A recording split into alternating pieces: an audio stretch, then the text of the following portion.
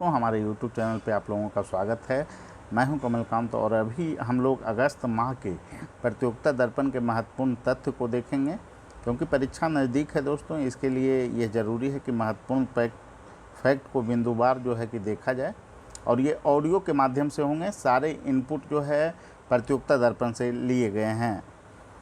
अब हम लोग चलते हैं राष्ट्रीय घटनाक्रम में, और इसके अंतर्गत जो महत्वपूर्ण फैक्ट है उसको पहले देख रहे हैं। तो यूरोपीय स्पेस कंपनी के रॉकेट के जरिए संचार उपग्रह GSAT-24 का फ्रेंच गुयाना से प्रक्षेपण किया गया।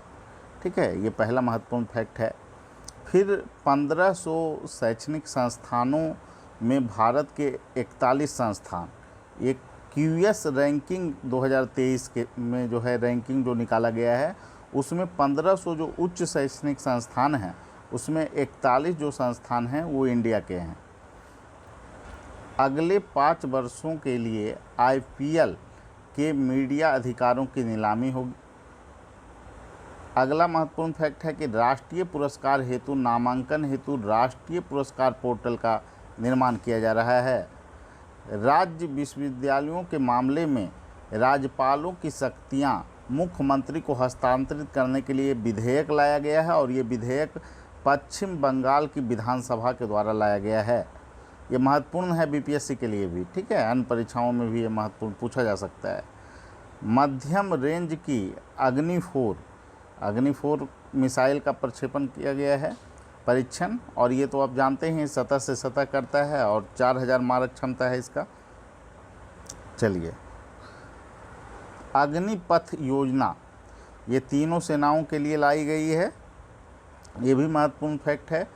PSLV C-53 के जरिए सिंगापुर के 3 उपग्रहों का प्रक्षेपण किया गया है, ये महत्वपूर्ण फैक्ट है। PSLV C-53 के जरिए। ठीक है, सिंगल यूज प्लास्टिक को पूर्ण प्रतिबंध कर दिया गया है, और ये 1 जुलाई आपको 2022 से लागू है, ये तो आपको जानते ही होंगे। देश में 16वें राष्ट्रपति का जो चुनाव है 18 जुलाई को संपन्न हुआ है, और 16वें उपराष्ट्रपति का चुनाव 6 अगस्त को, उपराष्ट्रपति का 6 अगस्त को, डेट भी इम्पोर्टेंट है। ठीक है, DRDO द्वारा high speed expendable aerial target Abhyas का परीक्षण किया गया है। और फिर महाराष्ट्र में जो है कि आपको नई सरकार का गठन हुआ है, एकनाथ शिंदे के नेतृत्व में वहाँ सरकार बनी है। ये महत्वपूर्ण फैक्ट थे राष्ट्रीय घटनाक्रम के। अब थोड़ा इन्हीं घटनाओं को विस्तार से हम लोग जान लेते हैं।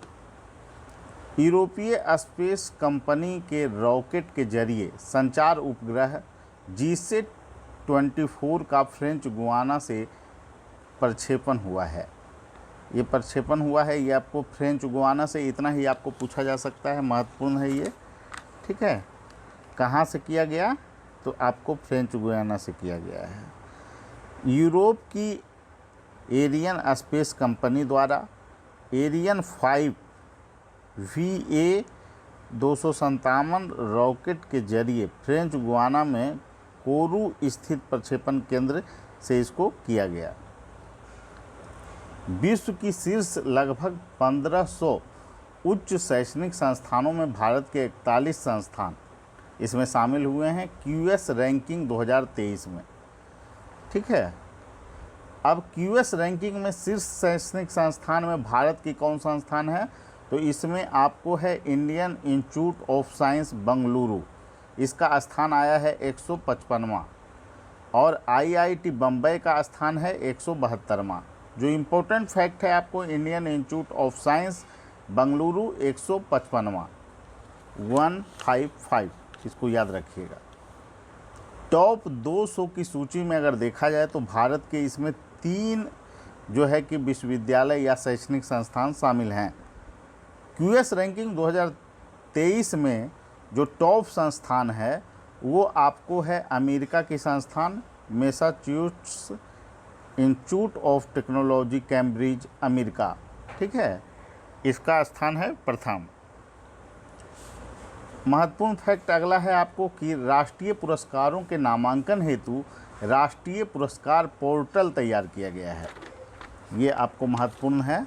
और इसमें जो है इस पोर्टल के माध्यम से आपको जो जितने भी पुरस्कार हैं, जैसे पद्म पुरस्कार हो गया, राष्ट्रीय एकता पुरस्कार हो गया, ये सभी अब वेबसाइट पर ओपन रहेगा, जिसमें आप लोग खुद जो है जाकर नामांकन कर सकते हैं किन्हीं के नाम का।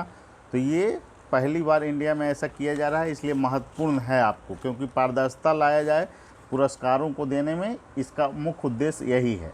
यानी कि राष्ट्रीय पुरस्कारों के नामांकन हेतु राष्ट्रीय पुरस्कार पोर्टल का निर्माण किया गया है। राज्य विश्वविद्यालयों के मामले में राज्यपालों की शक्तियां मुख्यमंत्री को हस्तांतरित करने के लिए एक विधेयक लाया गया है। ये वेस्ट बंगाल विधानसभा, पश्चिम बंगाल में, ठीक है, विधानसभा में पारित किया गया। ये बहुत महत्वपूर्ण फैक्ट है, तो इसको आप लोग याद रखिएगा। अगला महत्वपूर्ण फैक्ट है मध्यम रेंज की अग्नि-4 मिसाइल। तो ये तो जान ही रहे हैं, DRDO के द्वारा इसका निर्माण किया गया था और इसका जो है 4000 मारक क्षमता है, सतह से सतह प्रहार करती है, इसका प्रक्षेपण किया गया है, ठीक है। तो ये तो आपको पता ही है, 6 जून 2022 को। अगला है जो है कि आपको पृथ्वी 2 भी जो है कि आपको 350 किमी दूरी प्रहार करने में ये सक्षम है। इसका भी एक परीक्षण हाल फिलहाल में किया गया है और यह जो है आपको सतह से सतह मार करने में सक्षम है। पृथ्वी 2 भी सतह से सतह मार करने में सक्षम है। अब एक महत्वपूर्ण फैक्ट आपको जानना चाहिए, अग्निपथ स्कीम काफ़ी चर्चा में रहा है। तीनों सेनाओं के युवाओं की भर्ती अग्निपथ स्कीम योजना के द्वारा की जाएगी और यह इसलिए भी महत्वपूर्ण है क्योंकि इसकी घोषणा कब की गई, यह डेट भी आप लोगों को पूछा जा सकता है। तो ये डेट है आपका 14 जून 2022 को। 14 जून 2022 को आपको इस योजना की घोषणा की गई। योजना आने के बाद जो है कि हंगामा भी हुआ था छात्रों के समूह के द्वारा और इसमें जो है प्रति वर्ष 46,000 सैनिकों की भर्ती इसके तहत की जाएगी, टोटल 46,000, ठीक है। अग्निवीरों की जो नियुक्ति शुरू में जो होगी वो 4 वर्ष की होगी, इसमें 6 महीना जो है परीक्षण का काल होगा, जबकि 3.5 वर्ष सेवा उन्हें देनी होगी। उसके बाद जो है 25% अग्निवीरों को 15 वर्ष की सेना में नियमित किया जा सकेगा। 75% जो अग्निवीर होंगे आकर्षक सेवा निधि पैकेज के साथ उन्हें सेवानिवृत्ति दे दी जाएगी, यानी 25% को आगे 15 वर्ष की सेवा में लिया जाएगा। अब हम लोग जानते हैं महत्वपूर्ण एक फैक्ट है, PSLV C-53 के जरिए सिंगापुर के 3 उपग्रहों का प्रक्षेपण किया गया है। ये महत्वपूर्ण फैक्ट है, आपको इसको पूछा जा सकता है। आपको संचार उपग्रह GSAT-24 के Europe space company Arianespace के रॉकेट के प्रक्षेपण के 1 सप्ताह के भीतर इसरो के ध्रुवीय उपग्रह प्रक्षेपण यान PSLV C-53 के जरिए सिंगापुर के 3 उपग्रहों का अंतरिक्ष में प्रक्षेपण किया गया 30 जून 2022 को। तो ये आपके लिए महत्वपूर्ण है। आपको पता ही होगा सिंगल यूज प्लास्टिक पर पूर्ण प्रतिबंध लगा दिया गया है और ये प्रतिबंध जो है आपको लागू कर दिया गया है। कब से, ये आपको पूछा जा सकता है। तो बिक्री एवं इस्तेमाल को 1 जुलाई 2022 से प्रतिबंधित करने के लिए गजट अधिसूचना 12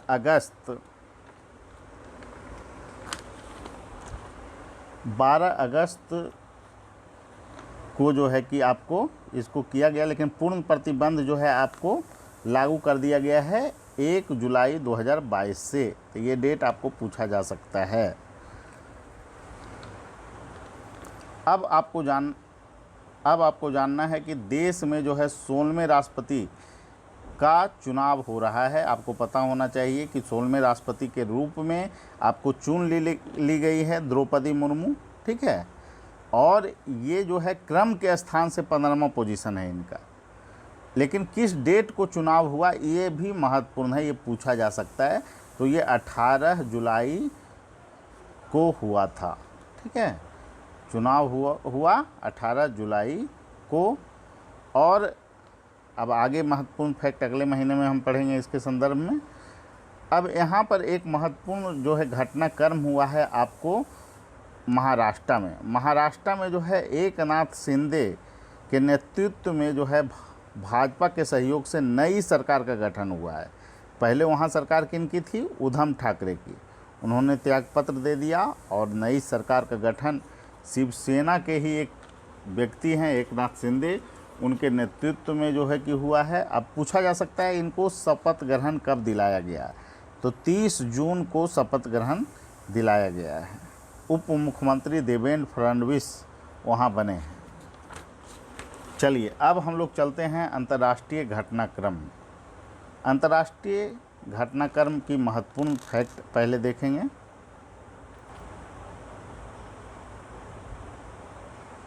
वामपंथी गुस्तावो पेट्रो कोलंबिया के राष्ट्रपति निर्वाचित हुए हैं। ये महत्वपूर्ण फैक्ट है। गुस्तावो पेट्रो कोलंबिया के राष्ट्रपति बनाए गए हैं। बोंग बोंग मार्कोस फिलीपींस में नए राष्ट्रपति बनाए गए हैं। ये दोनों महत्वपूर्ण फैक्ट है दोस्तों। गुस्तावो पेट्रो कोलंबिया के और फिलीपींस के नए राष्ट्रपति बने हैं बोंग बोंग मार्कोस फिलीपींस के। ब्रिक्स का 14वां शिखर सम्मेलन वर्चुअल तरीके से चीन में संपन्न हुआ है, चीन के नेतृत्व में, ठीक है। G7 का 48वां शिखर सम्मेलन जर्मनी के सॉल्स एल्मो में संपन्न हुआ है।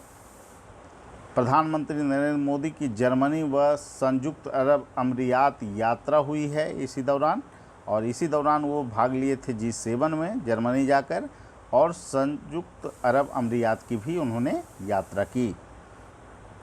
ग्लोबल लिबर्टी इंडेक्स की दृष्टि से वियना रहने के लिए सबसे उपयुक्त शहर है, जबकि दिल्ली का स्थान 112वां और मुंबई का स्थान 117वां है। ग्लोबल इंडेक्स 2022 में जो है 163 देशों में भारत का स्थान अगर देखा जाए तो 135वां है। पर्यावरण निष्पादन सूचकांक की सूची आई है जिसमें 180 देशों में भारत का जो स्थान है 180वां है, यानी भारत का स्थान सबसे खराब इसमें दिखाया गया है। ब्रिटेन में महारानी एलिजाबेथ द्वितीय का राज्याभिषेक के 70 वर्ष पूर्ण होने के उपलक्ष्य में प्लेटिनम जुबली समारोह की घोषणा हुई है। आपको पता ही होगा एलिजाबेथ द्वितीय का निधन भी हो चुका है, लेकिन जो उस समय के महत्वपूर्ण फैक्ट आपको पूछे जा सकते हैं। 70 वर्ष पूर्ण, प्लेटिनम अधिकांशतः 75 वर्ष पूरा होने पर मनाया जाता है, लेकिन यहाँ पे है कि 70 वर्ष पूरा होने पे इनको मनाया गया, इसलिए इम्पोर्टेंट है, ठीक है, कंफ्यूज नहीं होइएगा। एलिजाबेथ द्वितीय के राज्याभिषेक के 70 वर्ष पूर्ण होने पे जो है कि आपको प्लेटिनम जुबली समारोह। IMD के विश्व प्रतिस्पर्धात्मक सूचकांक भारत का 37वां स्थान, ये महत्वपूर्ण है आपको। विश्व प्रतिस्पर्धात्मक सूचकांक में भारत का स्थान कैमा आया है? 37वां स्थान।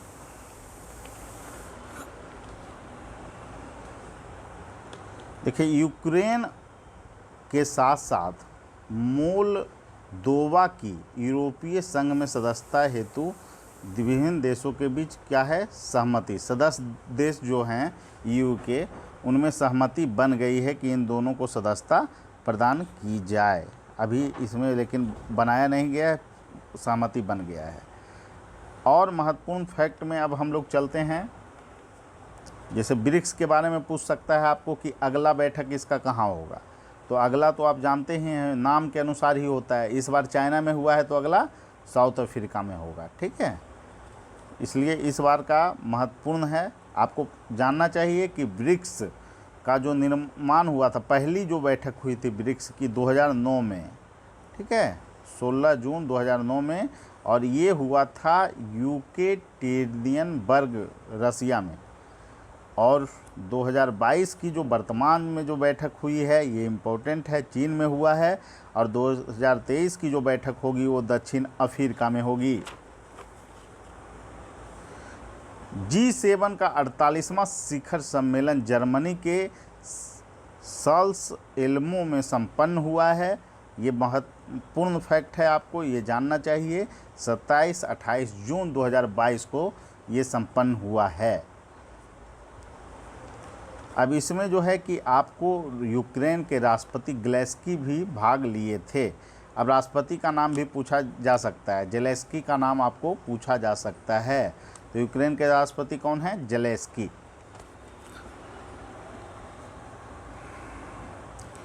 चीन की महत्वाकांक्षी VRI परियोजना के सटीक जवाब के लिए G7 देशों ने संपूर्ण विश्व में अगले कुछ वर्षों में ढांचागत परियोजना पर 600 अरब डॉलर खर्च करने की कार्यक्रम की घोषणा की है। मतलब चीन की जो महत्वाकांक्षी योजना है बेल्ट एंड रोड इनिशिएटिव, ये तो आप जान ही रहे हैं, और इसके जवाब में आपको 600 अरब डॉलर के तहत कार्यक्रम इसमें चलाने की घोषणा की गई है।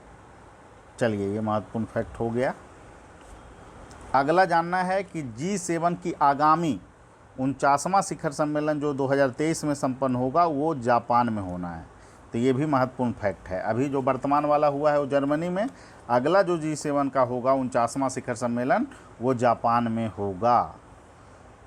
प्रधानमंत्री नरेंद्र मोदी संयुक्त अरब अमीरात यात्रा पर भी थे।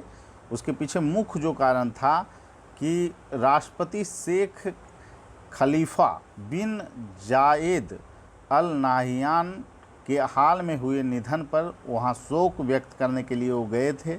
नए राष्ट्रपति वहां कौन बने हैं ये आपको पूछा जा सकता है। शेख मोहम्मद बिन जायद अल नाहियान, ठीक है, उनको बधाई भी दिया गया है, नए वहाँ के राष्ट्रपति बने हैं। चलिए, अब देखिए ग्लोबल लिबर्टी इंडेक्स की दृष्टि से वियना जो है आपको सबसे उपयुक्त शहर बताया गया। ऑस्ट्रिया की राजधानी है वियना और इसको सबसे उपयुक्त स्थल बताया गया है रहने के लिए। और दिल्ली का स्थान 112वां है, इंडिया में सबसे टॉप पे दिल्ली ही है 112वां, और मुंबई का स्थान 117वां है। चलिए, काफ़ी ख़राब स्थिति है। और सबसे ख़राब जो पोजीशन है, क्योंकि विभिन्न शहरों की राजधानी में को ही इसमें जांचा जाता है, 172वां जो स्थान दिया गया है वो दमिश्क सीरिया को, ठीक है, दमिश्क सीरिया को दिया गया है। और 172वां स्थान जो है दमिश्क सीरिया को दिया गया है।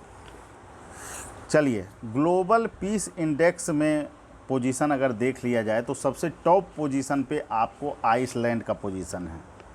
पीस इंडेक्स, आइस ऐसे भी शांत रहता है तो पीस है, ठीक है। अफ़गानिस्तान का सबसे ख़राब पोजीशन है, 163वां पोजीशन है। इंडिया का पोजीशन अगर देखा जाए तो इंडिया का पोजीशन जो है आपको 135वें नंबर पे है पीस इंडेक्स में, और शांति सूचकांक में 135वां पोजीशन पर है। 163 देशों की सूची जारी की गई थी इसके अंतर्गत। पर्यावरण निष्पादन सूचकांक में 180 देशों की सूची में भारत का स्थान जो है 180वां है। मतलब 180 देशों में 180वां ही पोजीशन है। ख़राब स्थिति है इंडिया की। इसमें जो पर्यावरण निष्पादन सूचकांक है 2022, इसमें टॉप पोजीशन पे आपको डेनमार्क है। ये आपके लिए महत्वपूर्ण हो सकता है। और 180वां पोजीशन पे है इंडिया, ठीक है। देखिए, 70 वर्ष जो है पूर्ण होने के उपलक्ष्य में प्लेटिनम जुबली समारोह जो ब्रिटेन में हुआ, और इसके साथ साथ राष्ट्रमंडल देशों में भी इस समारोह को किया गया। ये कब किया गया ये पूछा जा सकता है। तो 2 से 5 जून 2022, 2 से 5 जून 2022। लेकिन इसमें एक और महत्वपूर्ण फैक्ट हम लोग को जान लेना चाहिए कि अभी तक किसी देश में सबसे बड़ा काल तक सामग्री रहने का, मतलब राजा रहने का रिकॉर्ड किसके पास है, तो अभी भी किंग लुइस 14वां के पास ये रिकॉर्ड बना हुआ है। और ये 72 बरस 110 दिन तक ये सत्तासीन रहे हैं। और इस रिकॉर्ड को तो तोड़ भी नहीं पाया गया, क्योंकि एलिजाबेथ द्वितीय की मृत्यु हो चुकी है। वर्तमान स्थिति तो यही है, तो ये रिकॉर्ड अभी लंबे समय तक बना हुआ रहेगा किंग लुइस 14वां का। अगला महत्वपूर्ण फैक्ट है, हंगरी के कसाब कुरेशी संयुक्त राष्ट्र महासंघ के 77वें सत्र के अध्यक्ष बने हैं। 77वां सत्र का अध्यक्ष कौन बने हैं? कसाबा कुरेशी। ठीक है। और इंडिया के तरफ से कौन कौन बने हैं? तो इंडिया के तरफ से तो विजय लक्ष्मी पंडित बनी थी 1953 में 8वें सत्र की। चलिए, यही महत्वपूर्ण फैक्ट है जिसको आपको जानना था। आगे हम लोग देखते हैं। इसमें अस्थाई नए सदस्य बनाए गए हैं आपको। तो इसमें संयुक्त राष्ट्र सुरक्षा परिषद में कौन कौन अस्थाई नए सदस्य शामिल होंगे, ये महत्वपूर्ण है आपके लिए। तो इसमें जापान है, इक्वाडोर है, माल्टा है, मोजाम्बिया है और स्विट्ज़रलैंड है। ठीक है। भारत अभी तक अस्थाई सदस्य के रूप में 8 बार सुरक्षा परिषद का सदस्यता हासिल कर चुका है। और भारत का जो टाइम पीरियड है आपको पूरा हो जाएगा 31 दिसंबर 2022 तक। मतलब भारत अभी भी बना हुआ है 31 दिसंबर तक। अब चलिए, 5 अस्थाई देश जो कि आप लोग सभी जानते ही होंगे, संयुक्त राष्ट्र सुरक्षा परिषद के 5 अस्थाई सदस्य हैं। वो कौन हैं? अमेरिका, रूस, फ्रांस, ब्रिटेन और चीन। ठीक है।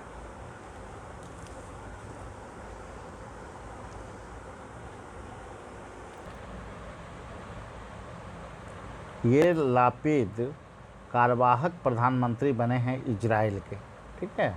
वहाँ के राष्ट्रपति जो हैं, वहाँ के प्रधानमंत्री जो हैं इस्तीफा दे दिए थे। इसके बाद आपको एयर लापिद कार्यवाहक प्रधानमंत्री बने हैं। अब चलिए आगे हम लोग चलते हैं। विश्व प्रतिस्पर्धात्मक सूचकांक जारी हुआ है, जिसमें भारत का स्थान जो है 37वां आया है। इसमें डेनमार्क का जो स्थान है वो पहला स्थान है। वेनेजुएला सबसे ख़राब पोजीशन पे है, इसमें 63वां पोजीशन पे। और इंडिया का जो स्थान है वो 37वां।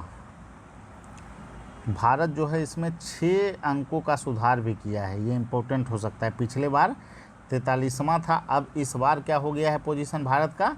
37वां विश्व प्रतिस्पर्धात्मक सूचकांक में।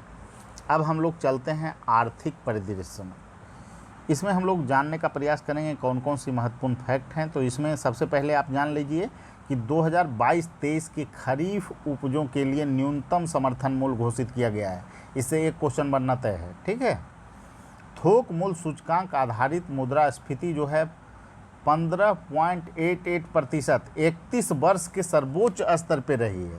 ये भी महत्वपूर्ण फैक्ट है, हो सकता है इसको पूछ दिया जाए। 31 वर्ष के सर्वोच्च स्तर पर पहुंच गया है 15.88 थोक मूल्य सूचकांक मई 2022 में। 2021-22 के दौरान देश में टेलीफोन कनेक्शनों की संख्या में भारी गिरावट दर्ज की गई है। ये क्वेश्चन आपको बन सकता है।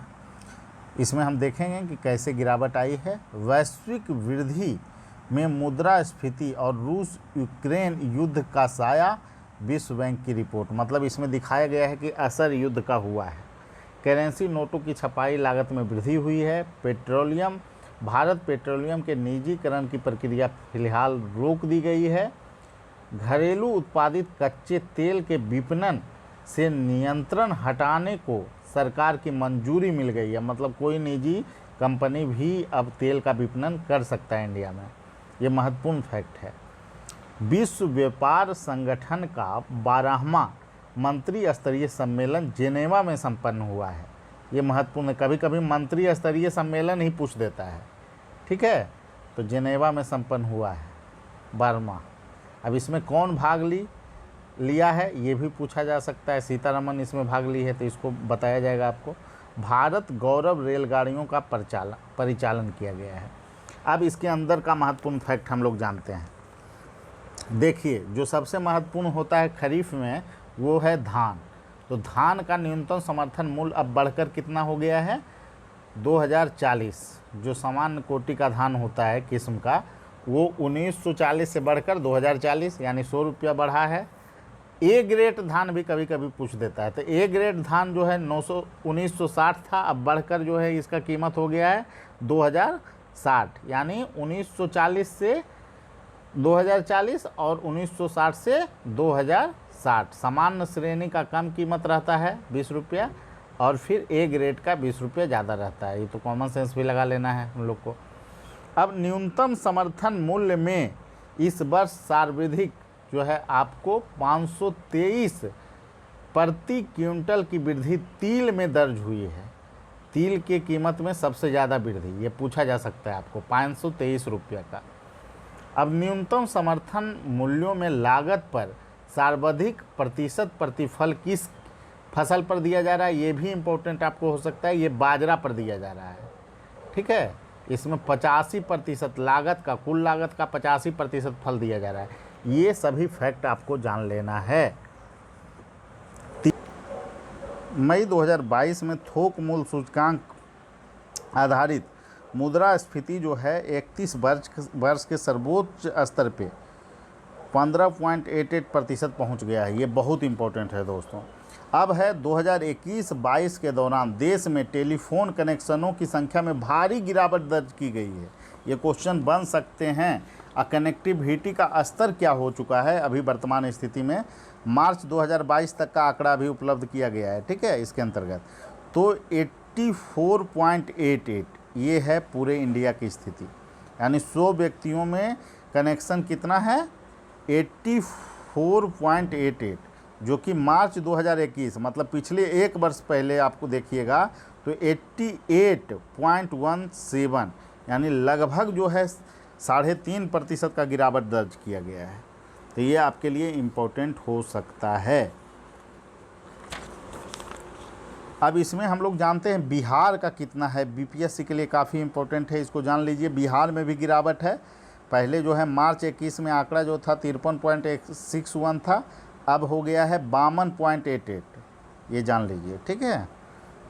अब पूरा देश में 84.88 आंकड़ा है। सबसे ज़्यादा उपभोक्ता किसके पास है, तो रिलायंस जियो के पास 35.37 और भारतीय एयरटेल के पास सेकेंड पोजीशन पे 31.54। यही दोनों फैक्ट आपको यहाँ से जानना है। अब चलिए हम लोग देखते हैं, विश्व रिपोर्ट दर्ज किया गया है कि गिरावट के संकेत हैं। तो इसमें आपको जानना है कि रूस यूक्रेन युद्ध का जो है नकारात्मक असर विश्व की अर्थव्यवस्था पे पड़ा है। बहुत ज़्यादा इसमें फैक्ट पूछे जाने की गुंजाइश नहीं है। अब हम लोग जाते हैं, जानना है कि मुद्रा के करेंसी की जो छपाई होती है उस पर जो है कि आपको लागत बढ़ा है। तो इसमें दो महत्वपूर्ण फैक्ट आपको जानना है, मैसूरी और सोलबानी, ठीक है। ये आपको करेंसी नोटों की छपाई यहाँ पे होती है। और फिर एक इसके अलावा जो है नासिक और देवास में भी होता है। मैसूरी और सोलबानी जो है वो आरबीआई की पूर्व स्वामित्व इकाई भारतीय रिजर्व बैंक नोट मुद्रण प्राइवेट लिमिटेड के नियंत्रण में होता है। और नासिक और देवास वाला जो है वो केंद्र सरकार के पूर्ण स्वामित्व वाली security press printing and meeting corporation of India के अधीन होता है, ठीक है। सिक्कों का जो ढलाई का जो अधिकार है वो सिर्फ केंद्र सरकार के पास है। और इसकी ढलाई कहाँ कहाँ होती है, मुंबई में, हैदराबाद में, कोलकाता में और नोएडा में, ठीक है। पेट्रोलियम, भारतीय पेट्रोलियम का निजीकरण का प्रक्रिया था जो कि फ़िलहाल रोक दिया गया है। विदेशी ऋण संबंधी आंकड़ों, देखिए विदेशी ऋण संबंधी एक आंकड़ा आया है। तो इसमें कुल विदेशी ऋण जो है आपको 620.7 अरब डॉलर है। इसमें दीर्घकालीन ऋण जो है 80.4% है। तो सबसे ज़्यादा किसका है, दीर्घकालीन ऋण ही है। घरेलू उत्पादित कच्चे तेल के विपणन से नियंत्रण हटाने की सरकार को मंजूरी मिल गया। ये मंजूरी किस डेट में मिला है, तो 1 अक्टूबर 2022 को। ये महत्वपूर्ण हो सकता है। विश्व व्यापार संगठन का 12वां मंत्री स्तरीय सम्मेलन जेनेवा में संपन्न हुआ है, ठीक है। ये आपके लिए महत्वपूर्ण है। अब आगे फैक्ट हम लोग को जानना है कि भारत गौरव रेलगाड़ियों का परिचालन, ठीक है, ये शुरू किया गया है। इसमें जो है कि रामायण से जुड़े महत्वपूर्ण शहरों को जोड़ते हुए 18 दिन बाद ये दिल्ली पहुंचेगा ट्रेन, ठीक है। ये दक्षिण भारत से आपको सभी रामायण महत्वपूर्ण स्थलों तक जाने का इसका लक्ष्य है। अब अगला महत्वपूर्ण नियुक्ति हम लोग देख रहे हैं, परमेश्वरन अय्यर नीति आयोग के नए सीईओ बनाए गए हैं। ये आपको जानना है। 1 जुलाई 2022 से नए सीईओ कौन मिल गए हैं नीति आयोग को? परमेश्वरन अय्यर। दूसरा महत्वपूर्ण फैक्ट है रुचिरा कंबोज। रुचिरा कंबोज संयुक्त राष्ट्र संघ के भारत के अस्थायी प्रतिनिधि बनाए गए हैं। न्यायमूर्ति रंजना देसाई प्रेस काउंसिल की नई अध्यक्ष होंगी। ये महत्वपूर्ण फैक्ट है। भारत के कृष्णा श्रीनिवासन अंतर्राष्ट्रीय मुद्रा कोष के एशिया प्रशांत विभाग के नए निदेशक नियुक्त किए गए हैं जून 2022 में। ये महत्वपूर्ण है। नितिन गुप्ता सीबीडीटी के नए चेयरमैन, सीबीडीटी के यानी केंद्रीय प्रत्यक्ष कर बोर्ड के नए जो आपको चेयरमैन बनाए गए हैं, नितिन गुप्ता जी। अब आ जाइए पुरस्कार में। आईफा अवार्ड में सबसे पॉपुलर पुरस्कार जो होता है सर्वश्रेष्ठ फिल्म शेरशाह को दिया गया है। सर्वश्रेष्ठ निर्देशक विष्णुवर्धन, मूवी का नाम है शेरशाह के लिए विष्णुवर्धन है सर्वश्रेष्ठ निर्देशक, फिल्म है शेरशाह। और अभिनेता का अवार्ड विक्की कौशल ने जीता है। और अभिनेत्री जो सर्वश्रेष्ठ अभिनेत्री हैं वो कीर्ति सेनन को ये अवार्ड मिला है। कीर्ति सेनन को मिमी के लिए, फिल्म मिमी के लिए। अब चलिए महत्वपूर्ण जो है कि आपको, हाँ, महत्वपूर्ण फैक्ट में और कुछ देख लेते हैं। 5 जून को आपको विश्व पर्यावरण दिवस मनाया जाता है। 21 जून को आपको अंतर्राष्ट्रीय योग दिवस। 29 जून को राष्ट्रीय सांख्यिकी दिवस पीसी महालनोबिस के जन्म दिवस पे मनाया जाता है। एक बुक जो लिखा गया है वो काफ़ी इम्पोर्टेंट है, ए प्लेफ्स कोल्ड होम। ए प्लेफ्स कोल्ड होम प्रीति सिनाय के द्वारा लिखा गया है। ये एक निधन हुआ है, पल्लौजी मिस्त्री का निधन हुआ है। ये आपको फेटम ऑफ बम्बई हाउस के नाम से प्रसिद्ध पल्लौजी मिस्त्री साहू जी पल्लौजी ग्रुप के चेयरमैन थे, ठीक है। और इनका जो है टाटा ग्रुप में भी पैसा लगा हुआ था, इसलिए महत्वपूर्ण है। रिमपैक 2022 में भारत की भागीदारी। रिमपैक जो इसमें जो है कि आपको ये अमेरिका के अगुवाई में 26 देश इसमें भाग लिए, इसमें भारत भी भाग लिया है। भारत की ओर से INS सतपुरा इसमें भाग लिया था। ब्रिक्स देशों के वित्त मंत्रियों का सम्मेलन हुआ है और ये सम्मेलन में जो है कि आपको निर्मला सीतारमण जी भाग ली। ये चीन की अध्यक्षता में हुआ है। जितना भी आपको ब्रिक्स का सम्मेलन है वो चीन के ही अध्यक्षता में इस वर्ष हुआ है।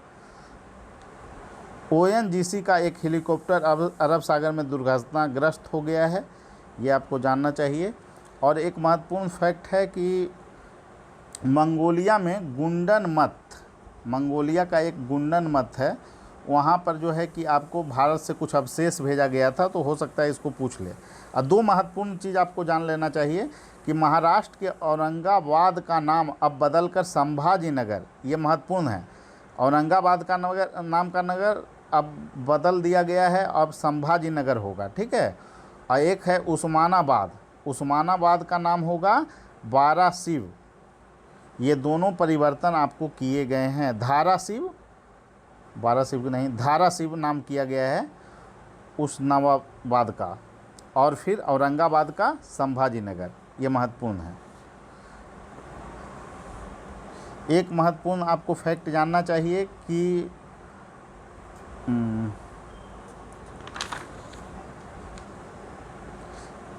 चलो चालू करो।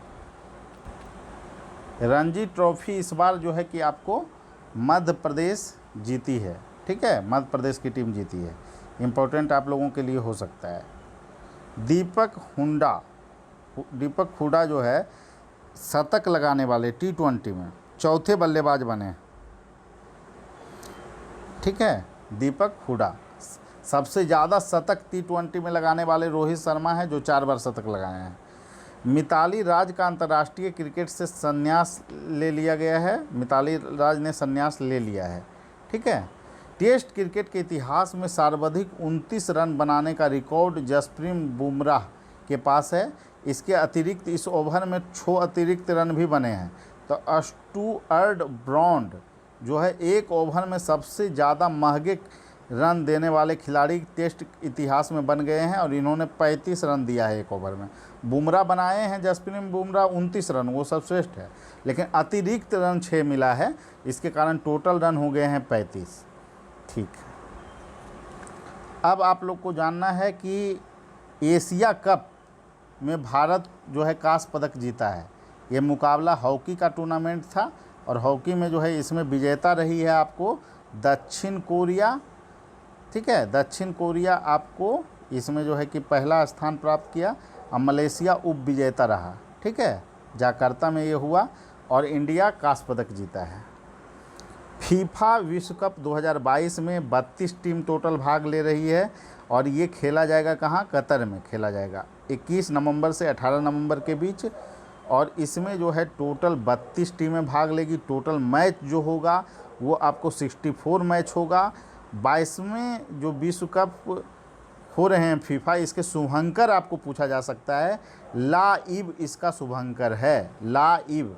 और लाइव का अर्थ होता है विशेष गुण और क्षमता वाला खिलाड़ी। ये आपको जानना चाहिए। टोटल कितने मैच होंगे? 64 मैच होंगे 32वें में। ठीक है, 32 टीमें भाग लेगी और 64 मैच होंगे। ये 22वां आपका फीफा विश्व कप है। 23वां जब विश्व कप होगा उसमें 48 टीमें भाग लेगी और 80 मैच टोटल होंगे। फ्रांसीसी ओपन जो है कि आपको जीतने का रिकॉर्ड इस बार फिर राफेल नडाल के पास ही रहा है। 22वां ग्रैंड स्लैम खिताब उन्होंने जीता है। इसमें पुरुष में राफेल नडाल जीते हैं, उप विजेता रहे हैं कैस्पर रूड नॉर्वे के। ठीक है, नडाल स्पेन के हैं, आप लोग जानते ही होंगे। महिला वर्ग की विजेता जो रही हैं फ्रांसीसी ओपन में, ये रही हैं ईगा सियाटेक पोलैंड की। अच्छा चलिए, इस आप ज़्यादा इम्पोर्टेंट नहीं है। खेलो इंडिया युवा खेलों में आपको हरियाणा पहला पोजीशन पे, ये इम्पोर्टेंट है। खेलो इंडिया युवा खेल, हरियाणा का स्थान कैमा है? पहला है। इसमें 52 स्वर्ण, 39 रजत और 46 कांस्य हरियाणा जीती है। टोटल 137 पदक। अब इस तरह से आपको अगस्त माह के महत्वपूर्ण फैक्ट, सारे महत्वपूर्ण फैक्ट समाप्त हो चुके हैं। आप इस वीडियो को 2 बार सुन लें, 1 बार 2 बार, और आप इसको रिवीजन बार बार करें जिससे कि आप अच्छे अंक पा सकें। आप सभी को धन्यवाद।